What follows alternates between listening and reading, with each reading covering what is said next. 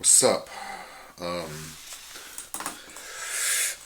I am making these videos because they seem to be well received by a small portion of my audience.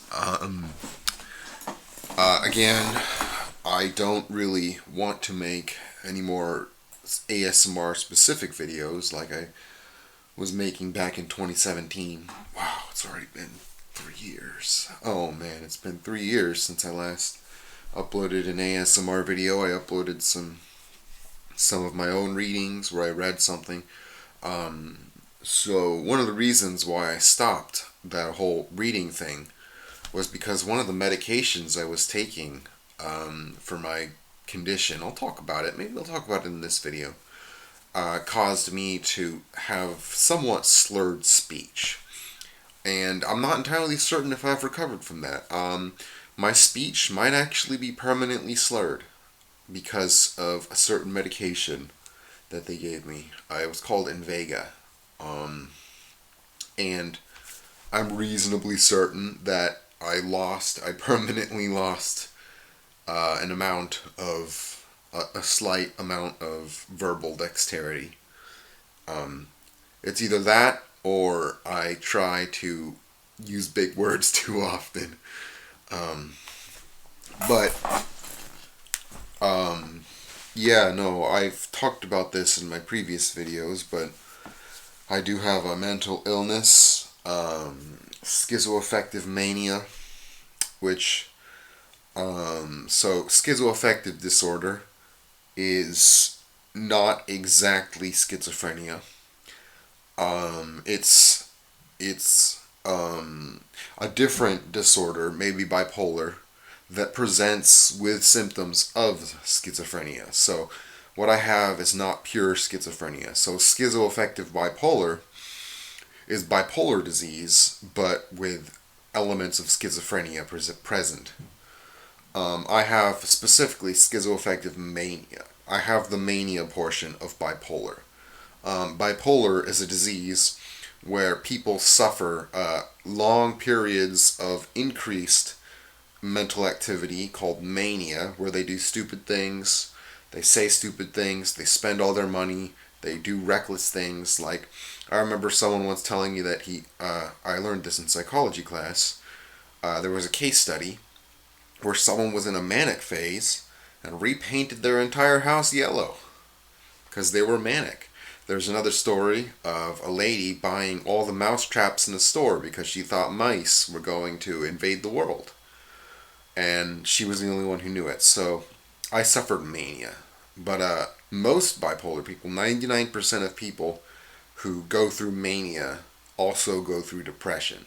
So that's why it's called bipolar. You have long periods. Mania can last a week, 2 weeks. So whenever you call someone bipolar don't call people bipolar when all they do is switch rapidly between moods. That's not bipolar. Switching rapidly between moods is just it's just emotional changes. So I've heard people say, "Oh, he was super bipolar" or "she was super bipolar." No, mania, bipolar presents with mania and depression. So what happens is for a week, people won't sleep, people won't eat, people will spend all their money, people will do stupid things, and then they'll crash, and then they'll go into a depression, which I'm pretty sure most of us are more familiar with depression than we are mania. 1% of people who present with bipolar disorder, that includes me, only experience mania. So mania without depression, people who experience mania without depression are actually very rare. 99 More than 99% of people who present with mania also present with depression at different times. I've actually never been clinically depressed. I've never even thought I was clinically depressed. But I have been manic, and mania can be very well. One of the things that happens when you're manic is you spend a lot of money. I remember once I donated $100 to Wikipedia while I was in a manic stage. It was $100 that I think could have gone whatever. I was manic, and I had some sort of delusion that by donating to Wikipedia I would ascend to heaven or something. It's been a long time. I'm on a good medication, clozapine. It's been 2.5 years, almost 3 years since I last had an episode. There was some very interesting times, some very dark times, and that's all I'm gonna say about that subject for now. If you want to know more about what I experienced when I was, well, I don't know exactly how to explain it. There's just this other world out there, a psychic world. I'll talk about this now. I've experienced it. I've actually shown it to other people, many other people. But the thing about this psychic world is that when people see it, they don't really think it's that amazing. Like, when I show the psychic world to people, and they tell me, I hear them say, "Oh wow, look at that," and I say, "Do you see what I'm seeing?" And they say, "I see what you're seeing," and then they come down and they never mention it again, which is kind of weird. If you ever want to go to this psychic world, I'm kind of blind up there because of my medication. I know what's going on, but so in this psychic world, you got your deities. So the deities of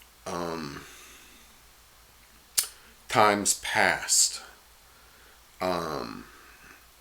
I think that in the past there was some sort of ritual or some sort of drug or some sort of quantifiable, scientifically explainable way for individuals to ascend to godhood. I know that sounds very far-fetched, and I don't think you probably not heard that from anyone, but I think that in the past, there were these cults, yeah, and they were focused around some sort of yogi or guru.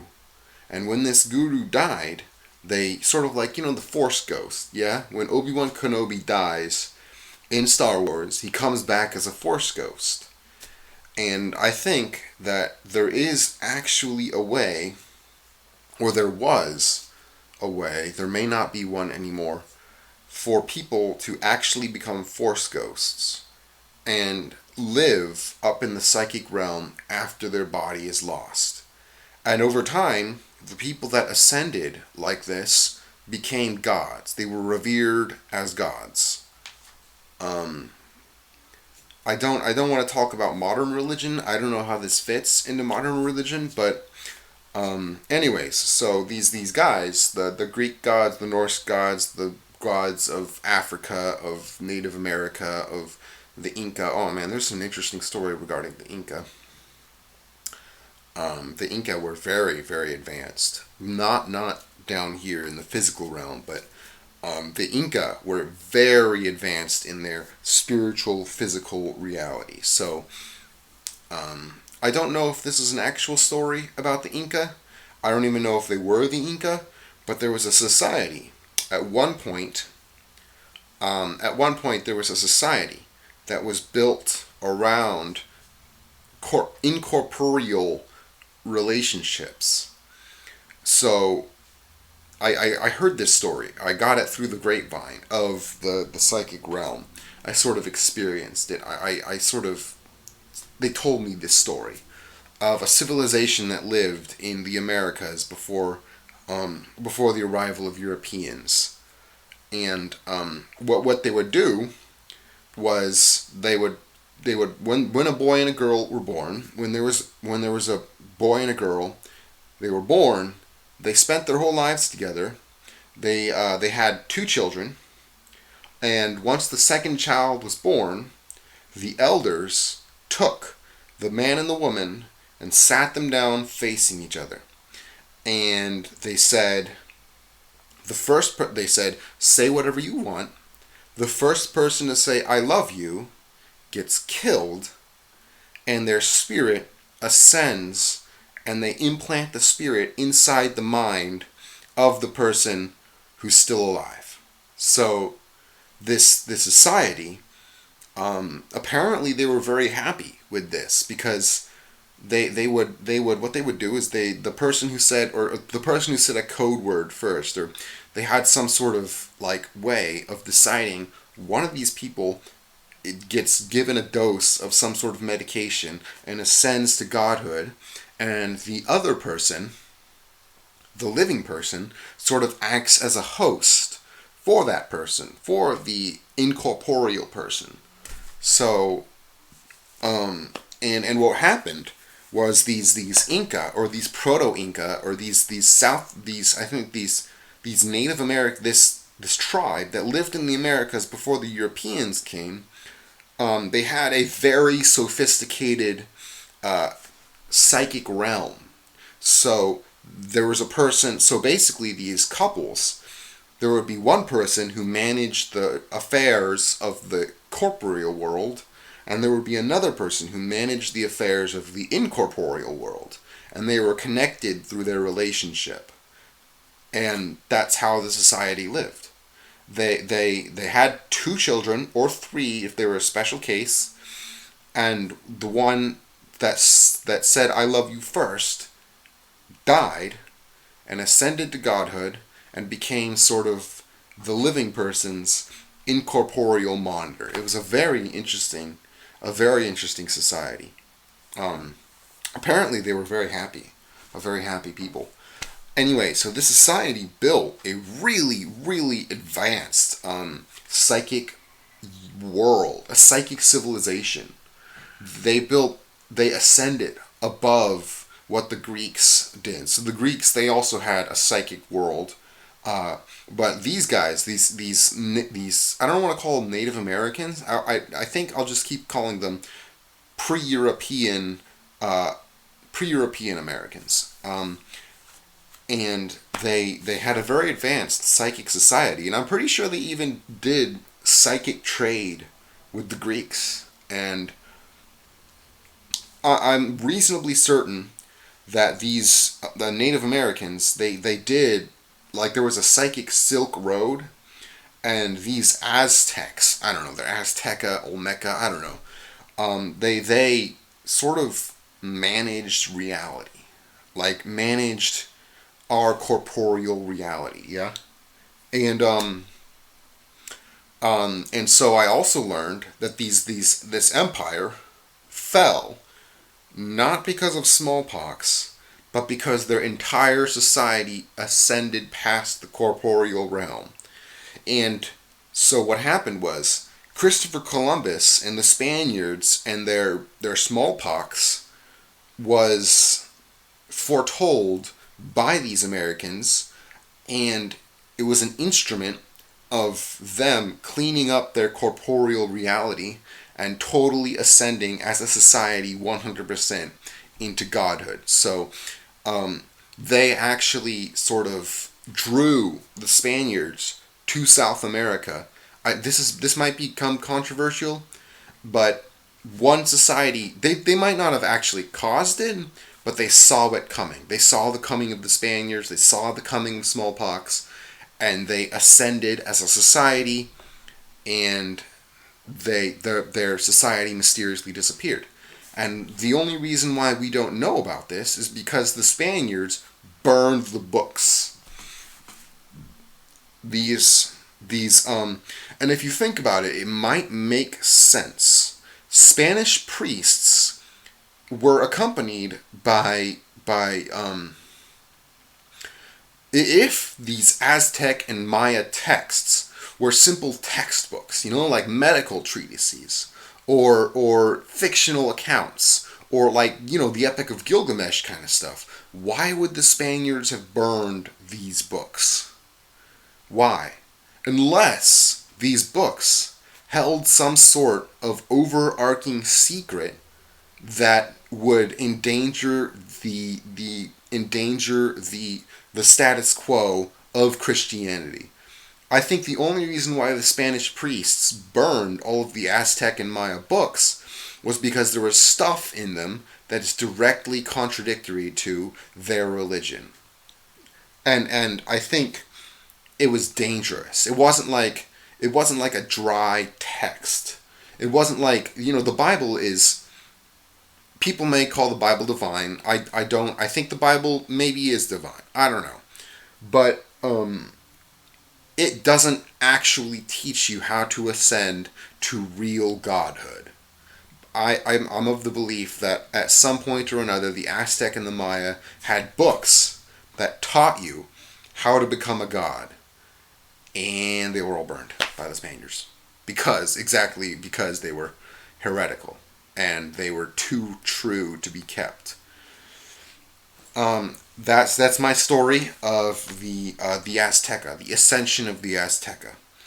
And they still live up there. Their entire society is still functioning. It's up there. If you want to visit it, I might actually take you on a tour. One of these days, I'm going to take you guys on a guided tour of this psychic world. I actually didn't. I visited the incorporeal Azteca Empire at one point, and it was very interesting. It had. Anyways, whatever. It was a very evil empire, and I say this not like in the bad person kind of evil.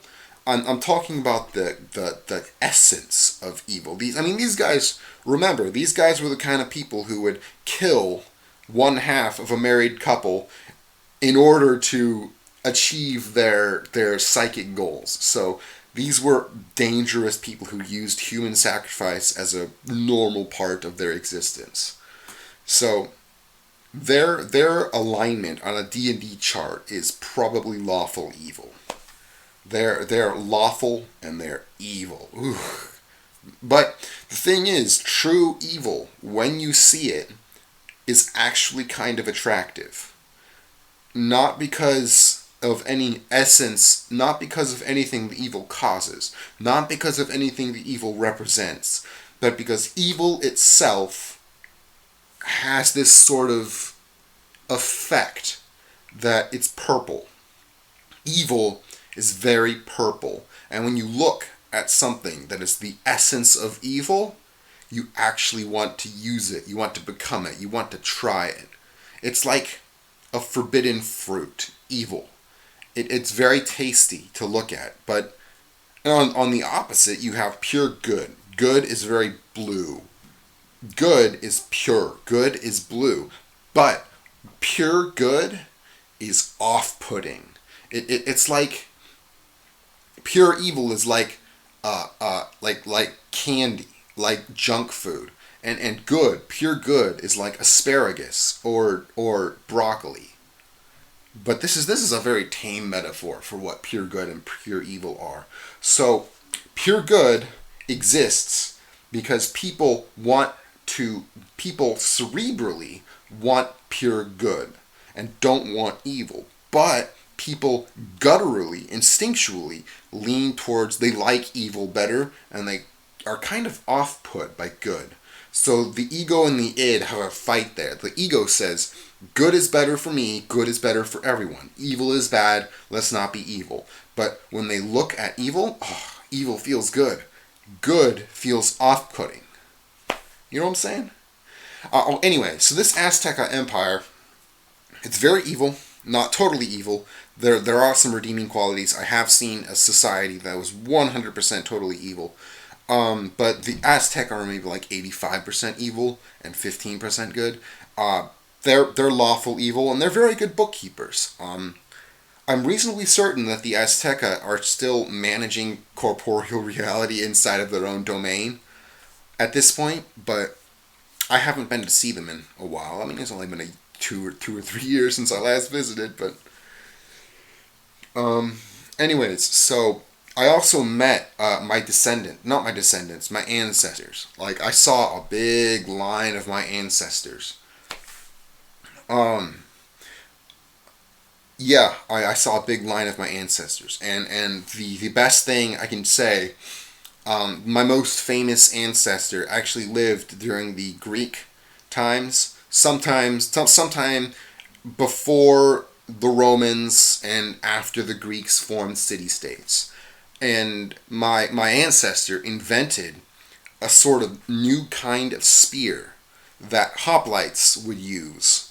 It was like a flanged spear, a special kind of flanging on the spears, and that's what they used. And apparently, it increased the fighting capability of Greek hoplites by a significant amount. And that's, you know how most people say, "I saw my past lives and I was this famous person or this famous person." No, my soul's most triumphant moment was the design of Greek spears. The most triumphant moment my soul ever experienced was when one of my past lives designed a new kind of flanging for hoplite spears.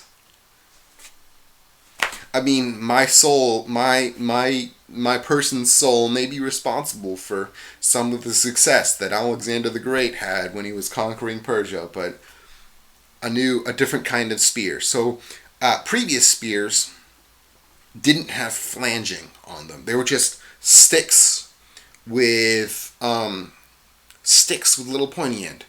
And so my ancestor, or me in one of my past lives, developed a flanging for spears, because what would happen is that when the hoplites were standing in formation and their spears were poking through the shields, it was possible for an individual hoplite to pull their spear from the wall of shields and turn tail and run. So what the flanging did, the purpose of this flanging wasn't to defeat the enemies, it was to prevent the hoplite from pulling their spear past the shields and running and giving up. So the flange, you know how, so there would be two shields like this and a spear going through. And the flange prevented the spear from being pulled through this gap in the shields. And that's my past lives. I got hundreds of them, so does everyone, but that's one of my past lives' most exciting discovery moments is Greek hoplite spears. My past life, people have different sort of trajectories when their past lives, they sort of do various things, and my past lives have mostly been paragons. Not exactly good, more like managers, paragons and managers. So I come from a line. I saw all my past lives all the way back into history. I didn't get to interrogate most of them. All I learned about was that one innovation with spear flanges, but and like I said, you can take this with as much salt as you want. A grain of salt, an ounce of salt, a pound of salt, whatever. You don't even have to believe me, but I think this makes for interesting conversation at the very least. I mean, most people, when they say, "I discovered my past lives," say, "I was this famous person or this famous person." No. No. Yeah, so I also lived, one of my past lives actually lived in that that Azteca culture where they killed one half of all their people and they implanted the souls in the heads of the living people. Apparently everyone was very happy in that society.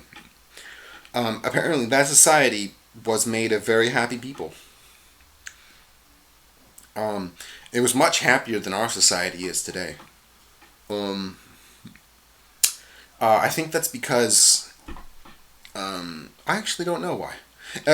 Interesting story. I may actually compound on this, but I don't know. Yeah. Anyways, yeah, I got to see some very very interesting, inexplicable stuff while I was up there. For about a period of 2 months, I was in this universe and I saw some very interesting things. Oh man. Like stuff that's nearly impossible to describe using conventional language. I'll try and describe that stuff later. I don't know. I hope you guys enjoyed my talking about what I experienced in the upper land. Anyways, drink lots of soda, flatten the curve, quarantine yourself for 14 days if you feel sick. That's it. Thanks a bunch. Talk to you tomorrow.